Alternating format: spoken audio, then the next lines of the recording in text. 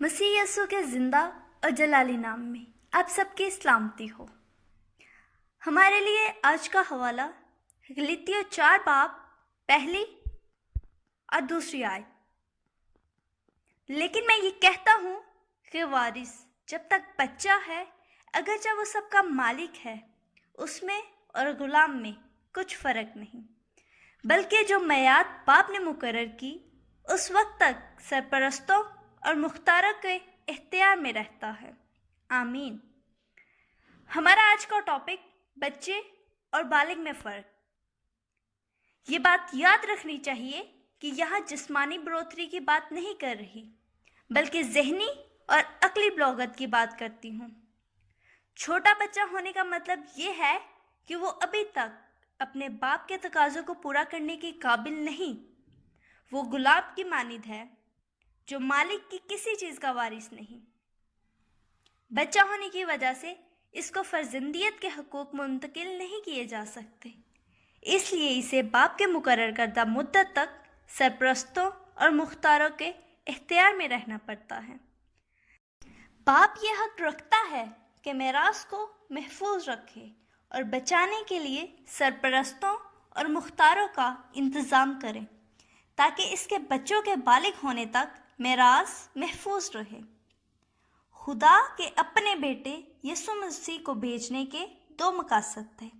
पहला मकसद ये था कि वो शरीयत के मुतहतों को मोल लेकर छुड़ा ले।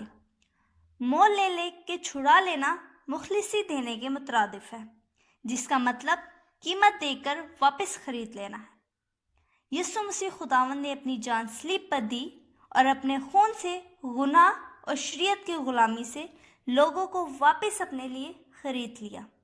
मसीह ऐसा कर सकता था क्योंकि खुदा के बेटे की हैसियत से वो खुदा का नुमाइंदा था और औरत से पैदा होने के बायस वो इंसानों का नुमाइंदा है। दूसरा मकसद ये था कि हमको लिपालिक होने का दर्जा मिले, जिसके मानी लेकर पालने या अपना लेने की हैं। मसीह ने ईमानदारों को खुदा के लिपालिक बेटे बेटियां होने के लिए अपनी जान सलीब पर देकर हमें खरीद लिया। गलातियों 4 बाब और 7 आयत में लिखा है, बस अब तुम गुलाम नहीं बल्कि बेटा है, और जब बेटा हुआ तो खुदा के वसीला से वारिस भी हुआ। हम खुदा के बेटे हैं। जाहिर है कि जब किसी को बेटे की हैसियत मिल जाती है तो फिर वो गुलाम नहीं रहता। जब गुलाम को बेटा बना लिया जाता तो वो फिर मिरास में हिस्सा भी पाता।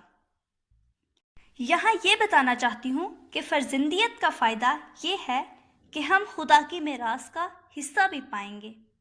ये हमारी अपनी किसी खूबी के बायस नहीं है, बल्कि खुदा की बदौलत है। ये खुदा के फजल की पेशकदमी है, जिसने हमको खुदा के बेटे और वारिस बनाया। गलातियों 4 बाब और 11 आयत, मुझे तुम्हारी बाबत डर है, कहीं ऐसा ना हो कि जो मेहनत मैंने तुम पर की है बेफायदा जाए। इस आयत में पौलुस रसूल कलीसियाओं के बारे में अपने अंदेशे का इजहार करता है। वो कहता है कि मुझे डर है कि जो मेहनत मैंने तुम पर की है कहीं बेफायदा ना जाए।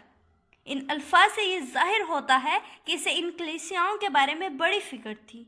इसे अंदेशा था कि ये कलीसियाएं खराब ना हो जाएं। पौलुस रसूल चाहता है कि कलीसियाएं जाने कि वो पहले क्या थी। मसीह के वसीला से खुदा के साथ तल्लुक़ कायम हो जाने के बाद अब क्या है। खुदा हमें आज के पाक ख्याल के वसीला से बड़ी बरकत दे। आमीन।